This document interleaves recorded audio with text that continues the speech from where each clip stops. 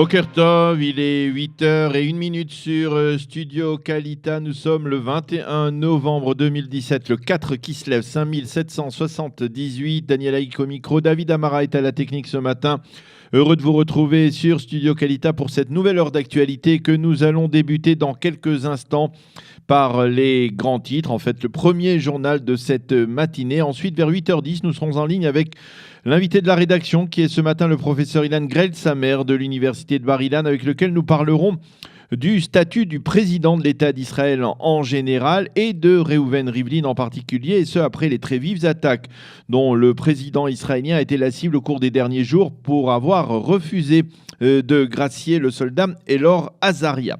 Vers 8h25, Eliana Gurfinkel nous présentera sa chronique Un jour notre histoire. Vers 8h35, je vous présenterai la revue de la presse et des médias israéliens de ce matin.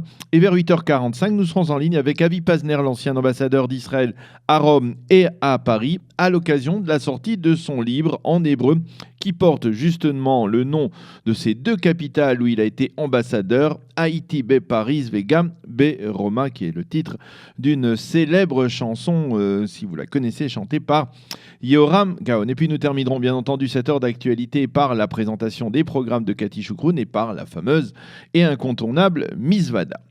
Les grands titres de ce début de matinée, Binyamin Netanyahou et Vladimir Poutine se sont entretenus hier soir au téléphone après que le président Poutine ait reçu à Sochi le président syrien Bachar el-Assad, qui effectuait là l'une de ses rares sorties à l'étranger depuis le début de la guerre civile dans son pays en 2011.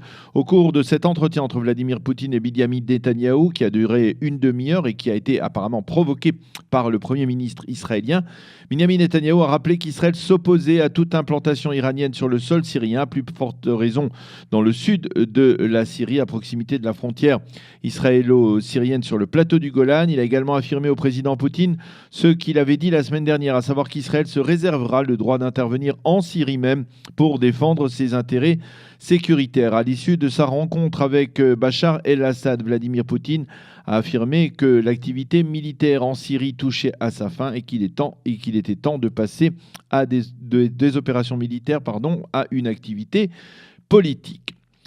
Les Palestiniens ont décidé de geler leurs contacts avec les Américains. Cette décision, qui risque de ne pas faire plaisir à Donald Trump, a été prise après que des responsables de l'administration américaine aient affirmé leur intention de fermer la représentation palestinienne, celle de l'OLP, à Washington, parce que les Palestiniens se refusaient à revenir à la table des négociations avec Israël. Et puis justement, en marge, on a appris hier soir que le gendre du président Trump, Jared Kushner, aurait tenté de persuader des leaders des chefs d'État et des ambassadeurs de différents pays à l'ONU de ne pas voter en faveur de la fameuse résolution 1334 du 23 décembre dernier contre les implantations en Judée et en Samarie.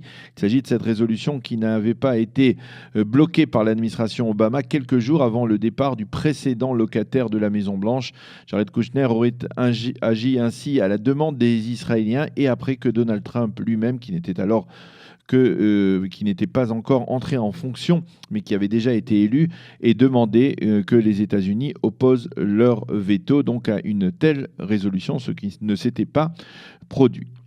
Saad El-Hariri est rentré durant la nuit au Liban, 2 semaines et demie après avoir quitté ce pays précipitamment pour Riyad, où il avait annoncé le 4 novembre sa démission du poste de Premier ministre du Liban. Je vous rappelle qu'El-Hariri avait alors accusé l'Iran et le Hezbollah de vouloir créer un État dans l'État libanais, qu'il avait affirmé qu'au Liban, sa vie était menacée. Dès son arrivée à Beyrouth, El-Hariri s'est rendu en pèlerinage sur la tombe de son père, Rafik El-Hariri, qui a été assassiné par le Hezbollah en 2005, et il a entamé des consultations avec les responsables de la sécurité libanaise.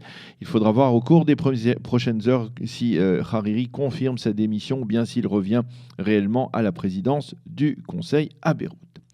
La Knesset a tenu hier une séance extraordinaire pour marquer le 40e anniversaire de la visite d'Anwar el-Sadat en Israël. À cette occasion, Binyamin Netanyahou a déclaré qu'une paix froide était préférable à une guerre, mais il a précisé qu'il n'avait pas encore rencontré le Sadat palestinien, capable de parvenir à une paix avec l'État d'Israël, de reconnaître l'État d'Israël, quelles que soient ses frontières, a dit le Premier ministre du haut de la tribune de la Knesset hier.